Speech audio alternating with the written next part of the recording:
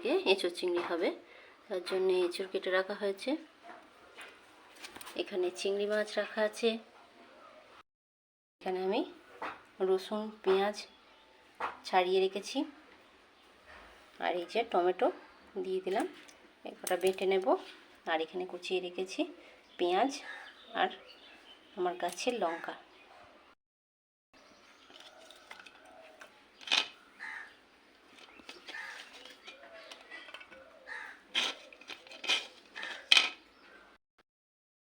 এগুলো সব একসঙ্গে দিয়ে বেটে নেব।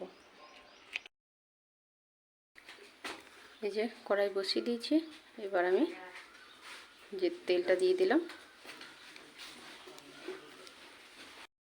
তেল হয়ে গেছে, এবার আমি চিংড়ি মাছগুলোকে ভেজে নেব।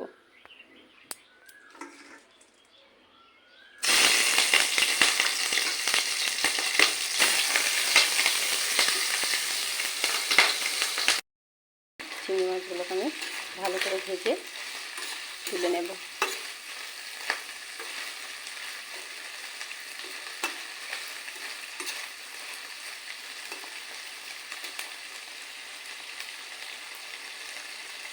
আজকের চিংড়িগুলো অনেকটা বড় বড় আছে সাইজের।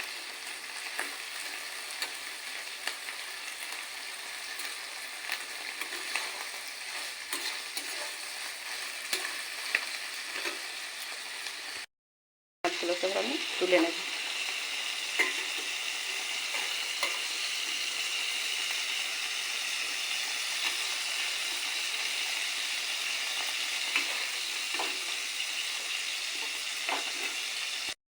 তেলটা থেকলো, তাতে আমি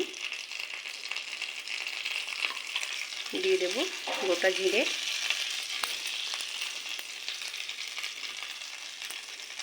গোটা শুকনো লঙ্কা, তেজপাতা,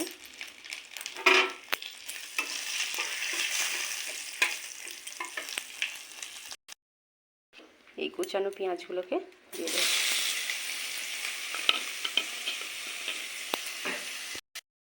যে পেস্ট করে রেখেছিলাম সেই পেস্টটা আমি দিয়ে দেব।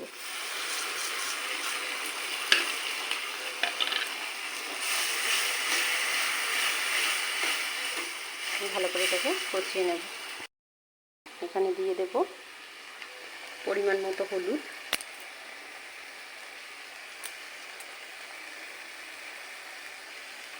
জিরে গুঁড়ো,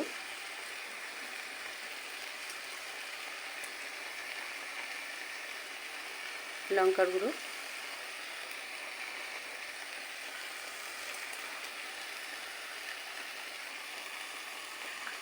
আর এখানে আমার বেটে রাখা আদা আছে, দিয়ে দিলাম। এটাকে আমি ভালো করে কষিয়ে নেব।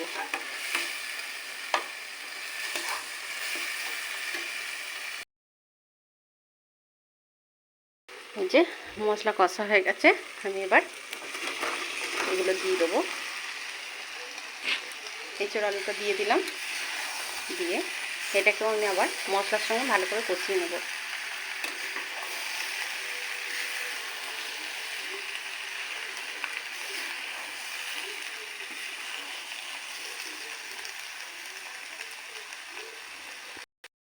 আমার কষানো হয়ে গেছে,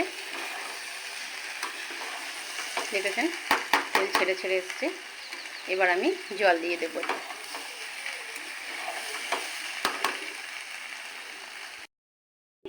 জলটা দিয়ে দেব।